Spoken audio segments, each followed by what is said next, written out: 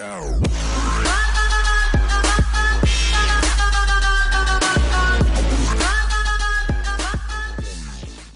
what's up guys? We are back here in Summoner's War today. We're going to take a look at some 2-star monsters that are worth building. Kind of early game, how they're built early game, how they're built late game. Just that way people can kind of get an understanding of some of the 2-star monsters that are going to be useful. These are the ones that I found most useful. I've built, use them, they go all the way up to Giants 10, they go to Dragons 10, wherever you need them at. Even in the raids if you need them to. At least it'll get you through the first couple and then you kind of use very few of them later in the game. So we're going to start off here. We're going to go to the monsters and then we're going to just kind of show you. Starting off first, what we're going to do is we're going to go to Kona. That is the Water Garuda. So we're going to select her down here. So the Water Garuda is really good. It has a cleanse, so when you awaken it, it has this cleanse here. Removes all harmful effects on allies and recovers HP by 15% each. So what it does is it'll take, you know, the debuffs off of you. It'll cleanse you. It's really good because it's on a really short cooldown timer. It says 5 turns there. Once you skill it up, I believe it goes down to 2 or 3 turns. So it's really good. One of the ways you build it Swift Energy if you're going pretty much early game and you want to just do it as cheap as possible. Say, you know, you're early into the game, you want to get kind of something going. This will help you out quite a bit. So what you do is you do Swift Energy. If you want to do it more towards the late game, you do it Violent Energy, Violent Guard. There's so many different violent ways that you can do the game because there's so many 2 sets built into it. You can do Violent Focus, not that you would need it because it's not too many debuffs on Kona. But basically for your 2, 4, 6, you're going to want to run Speed, HP percent,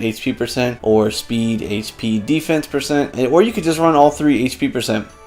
If you get good subs. So if you have good subs where you have speed anywhere in there, that's going to be a really fast monster. You want to get it up going as quick as possible. The reason you switch it to violent at the end is because you have the chance of the violent procs going off. You can get the 25% chance to go off, and then you may even get to remove harmful effects twice in 1 turn. So that's a really good monster. If you can get it, it's an easy 2-star monster. Grab that while you can. It'll get you started really early. So we're going to go on to the next one. So one of the other ones I want to take a look at is going to be Tarq. So the Water Hellhound. He's one of those ones that a lot of people use, and what they do is they use him for the end, for Giants runs, for Dragons. Some people even use him in the raids and the Rift bosses, so it just really depends on where you want to actually use him. He could be useful in a lot of areas, and one of the main things is his team up. So his group hunt performs a fierce cooperative attack with 2 fellow allies. So basically, if you have nukers in your team, you have heavy nukers that can basically one-shot everything. So you have like a Tashar, or you have something like that where you have any of the birds really, even Zeros, who's got a really strong, you know, first hit. There's a lot of monsters that you can build as nukers, as straight attack.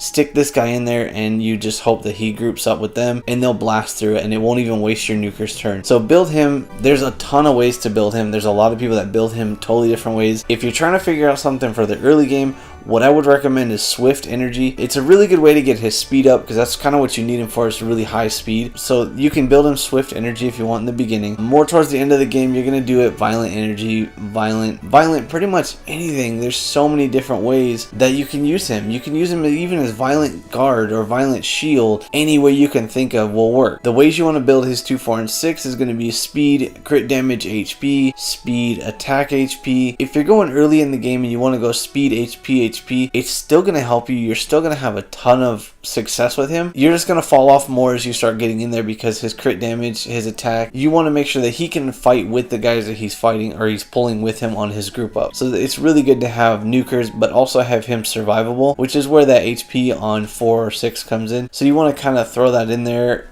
It'll help you out quite a bit. He is a late game monster if you want to build him Violent Energy, Violent Nemesis, however you want to build him. And you get him to the point where he's really fast with crit damage and HP and 4 and 6. He's a great monster. Don't get me wrong, I can't figure out how to use him. I know he's great, but to get him in the end game, you really have to work at him. There are certain ways to build him, and there's a lot of ways that you're going to mess up. He's not going to work the way you want him to. You're going to have to rebuild him. Every rune removal, you're going to have to try and fix something. So he's one of those ones that, yeah, he's a great monster, but yeah, you're going to spend some time on, and it's going to be kind of tough to get him to the late game point versus the early game point. So we're going to end that on him. The other one, let's go up to fire. So one of the main ones you're going to use pretty much from the beginning till the end. A lot of people use her, in everything, is going to be Colleen. Colleen is a great monster. Not only does she have this one here right off the bat, you don't even have to awaken her. Deadly Dart. She throws feathers at them 3 times, has a chance to disrupt their HP recovery, but if you can time it right where you have, like, say a Bella, and that Bella's getting ready to do the mobilize, and you throw the deadly darts at them and they get that heal block on them and it goes off, Bella tries to heal, there's nothing there. Praha tries to heal, there's nothing there. So there's a lot of monsters that she's really great against. And then when you awaken her, you get this one. So you get the Fire Dance. So this one recovers the HP of allies by 25% and increases their attack power for 3 turns. So not only does she get the attack buff, it's another one of those ones that says 5 turns. When you get her skilled up, I believe it goes down to 3 turns. But by the time you build her violent, and you're going to see that that thing comes in pretty handy for a very early game, cheap build, healer / attack buffer. So when you build her, you're going to build her, early game would be swift energy, that way she's really fast, and hopefully going to be going as much as possible. So if you get the slot 2 with speed, HP, and that's only that way she can survive if she does have to take a hit. Say if the violent, for mine it's violent, so mine, if it doesn't go off right away and she has to wait a turn and she gets to go again and then she gets to heal, that's where the HP comes in for 4 and 6, is it makes her way more survivable. So when you have her swift energy, obviously she's not going to get the violent procs, so you want to make her speed, HP, that way you can try and keep her going, get speed subs, make her as fast as possible. And then what you're going to do late game is you're going to switch her over to violent and revenge. Violent is going to make her go that 25% chance to go again. Revenge is going to make her go basically whenever someone hits her. One of the reasons that you use revenge is going to be for your necro team. So your necro team, obviously, you know you have to hit as many times as possible. So for my necro team, she's one of those key players where she, not only does she have the middle one where she has the 3 hits, but she has this one. Whenever she gets to go, she's going to keep hitting them and she's going to kick them 2 times. So if the necro guy hits her, the lich, if he hits her, she's gonna hit him back 2 times. So that takes 2 off of that final counter. So it's a really great monster. The rune sets you're gonna use on her, like I said earlier, is gonna be swift energy in the beginning, and then as you get more towards the end, it's gonna be violent revenge. Speed, HP is the best for 246. That's my preference. If you have a better way to build her, say it's speed, attack, HP, however you have to make her work in your team, that's going to work for you. It's a preference. I mean, it's your opinion on how you get her to work. Mine is violent revenge with speed, HP. Makes her survivable. Let's see. So the next one we're going to go up to is we're going to skip over to our wind. Shannon is going to be your wind pixie. She's really good because not only does she have the decelerate, which reduces everybody's attack speed, she also has pep talk, where it increases the attack power and defense of allies for 3 turns. So not only does she buff your team, she's going to put a debuff on the other team, so it's going to make them go slower and your guys are going to be stronger just in case those guys still get to go. She's really helpful if you build her on despair because she can stun everybody. It's really easy to get despair off of giants, so you just grab despair and the other half is going to be focus. That way she can get that debuff as fast as possible or as accurate as possible. So the way I built mine was speed, HP, in 246. There's other people that build her speed, defense, HP, speed, attack, speed, attack, HP. There's a whole bunch of ways that you can build her that she's going to fit into pretty much everything you need her to. She's one of those ones that's really good in Giants 10 because she is the wind versus the water. She's really good in that. Not so much in Dragons 10, obviously, because that's fire. They're going to have the elemental advantage over her. She's really good in the fact that she's going to be a buffer for your team. In Giants, she can be, I don't think she can have too many uses when she's a necro. I think she's kind of held back in the fact that she's just a quick buffer. So she's going to help you out getting through Dragons or Giants 10 if you need it. Another one is going to be an arena. She's a quick buffer in arena. Not a whole bunch of help late game, but in early game if you want to build her, she's going to be a quick one because she does have the pep talk. She's going to stop the guys that are going to hit you with nukers early game. Late game, that defense pep talk is not going to help against nukers. Nukers are going to hit you. They're going to go right through that. They're going to have strippers that are going to remove that. She's really an early game monster, which is where you need her, and then she falls off at the end. So she's one of those 2-star monsters that you're going to use halfway through the game. Once you start pushing your rank, you start beating giants on 10 and you don't need her anymore. There's obviously much better monsters, but for the early game, this is a must-have monster. The other wind monster that I want to get to, now this is a preference on whether you use him. He's really good if you can build him right. Again, he could solo giants 10. I've seen it done. The thing is, he's going to be another one of like the Tarqs. If you want him to solo something that far in the late game, he's a very particular build. You have to go back and you have to modify him pretty much every rune removal because he's going to need that. You're going to have to find a way to fix him. That's going to be Rama. His great thing is when you awaken him, he gets his clean shot.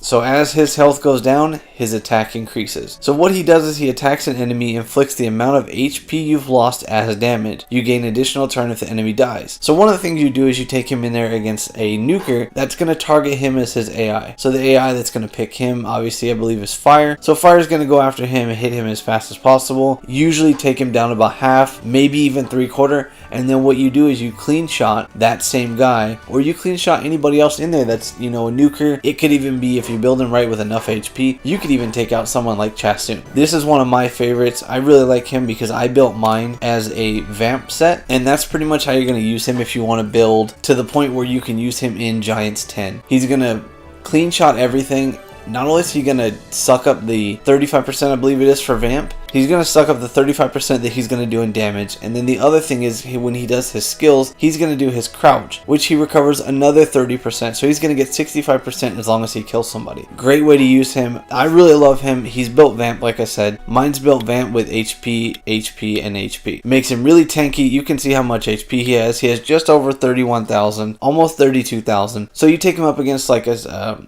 nuker that's going to nuke you out that has a Chastoon standing next to him. Chastoons usually have about 30,000-40,000 HP if they're built right, if they're built super tanky. This is going to be those, I'm going to kill that Chastoon no matter what you do. He's going to clean shot the Chastoon's going to be gone, and then he's going to, like I said, he's going to suck up that 35%, as well as crouching after he kills her, get to all his health pretty much back. That's where he becomes the Giants 10 monster if you wanted him to be that way. You got to build him vamp if you want to do it end game. The early game is you can even build him really early, get him as a 2-star, put triple energy on him, make him triple energy, HP, HP, HP. It's one of the ones that you can farm. I believe it's the first story mode. You can farm it, you can drop it on there, and you can get him up pretty quick, and he's going to help you accelerate. He's going to fall off about mid-game. So when you start getting through story mode, mid-game, he becomes that really slow farmer. By the time you have Vero, you're never going to need him again unless you want to build him for a play toy. He's really fun if you can build him right in Guild War, Arena, even if you stick him in Giants, just to see how far he can go as far as like your Giants 10 team. He can do it, but it's very, very pain in the ass. If you ask me, he's a pain. I've tried him several times to solo Giants 10. He can't do it. I've seen it done. Mine can't do it. Maybe yours can. Okay, so I guess not the very last one. So we got one more. The other one I'll talk about in fire is seiq. So seiq is the fire hellhound. He is a very good early game buffer. He's your starting game Megan or your starting game Purian or any of the other attack buffers that you have. He's really good with like a Lucian team. I use him on my Bernard and 2 Lucians as well as seiq. And he's really good in the fact that he can buff. So he takes this one and you have begin hunt once he's awakened. Increases the attack power and critical rate of all allies for 3 turns. So if you stick him in there with a very fast Bernard and then you make it to where he's just faster than your Lucians or whoever your nuker is, even if it's Tashar, it does the same thing. So you stick him in there, have Bernard go first, seiq goes second, gives everybody the buff that they need, and then you're going to have your Lucians go who ignore defense, or you're going to have your Tashar go and do his tornado. Any nuker you have is going to benefit off him. Even if you have the wind Ifrit where you have a Kamamir, he's going to benefit off of him too. Not as much because he's kind of, I don't know how he's slow if you don't build him right, and it's really hard to get him to be pretty accurate with his 3rd skill. Mine does better with Galleon, Purian, and then him.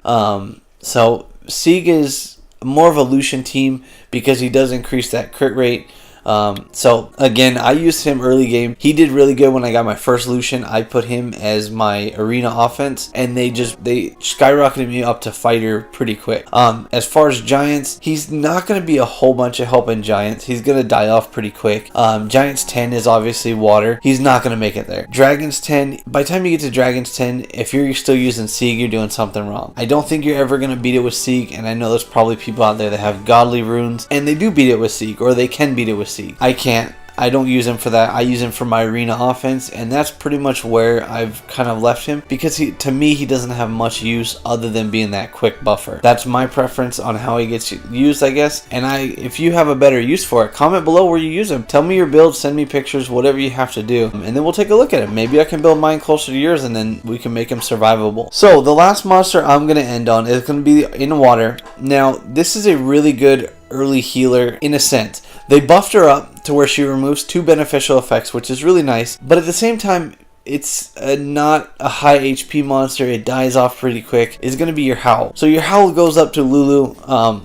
She's great in the fact that she has not only this heal, which removes all harmful effects now. I believe it's only one person. And then this one here removes 2 harmful effects of all allies. So it removes, a lot of times you used to be able to, say, put some dots on people, or you would provoke them, and then you would heal block them, and you'd get really lucky and she wouldn't remove the heal block, try to heal through it, and it wouldn't go anywhere. One of the things that they changed when they redid her skill was now she removes 2. So if you have a heal block and a dot, it's going to remove all of that. It's going to increase your health, and it's a lot more efficient now that they changed her. But at the same time, like I said, it's an early monster. It doesn't have a whole bunch of use late game. She's gonna die too quick. She's got a very low HP overall unless you pumped everything into HP, and at that point there's so much better healers out there. Even 3-star healers are going to be better than Lulu. So I wouldn't use her very far in the late game. Again, she's early game, maybe mid game. Late game, not at all. You're going to end up feeding her, so don't 6-star her if you don't have to. You're going to feed her to something else. At least that's the way that I've used it. I had her 2 or 3 times in the beginning, and I realized that, you know, there's so many better healers out there. Even Bella's a 3-star, and that's way more efficient than having Lulu on your team. But if you're starting out, it's a great monster. It's not a must-have, but it is a great monster to use. So I'm going to end the video on that. These are my monsters on what I used early game and what I recommend people use early game. I hope you guys enjoyed the video. Leave in the comments monsters that I didn't list. If you used any other monsters than these, go ahead and leave them down there. I'll do a review on those monsters, how they're built, if you want to see those. But as far as this video, these are the ones that I used upcoming to get me up to level 50 as fast as possible. I hope you guys enjoyed the video. Don't forget to like and subscribe while you're here. Don't forget we're doing a shirt giveaway at 100 subscribers. But we're going to do it at 100 subscribers. We're going to give away a shirt or 2. I think it's a really cool shirt. They're really comfy. I think it'll be a good way to encourage people to come back. We'll do another giveaway at 200. And it'll be something else this time. But yeah, like and subscribe while you're here. Don't forget to share. And then I'll see you guys in the next video.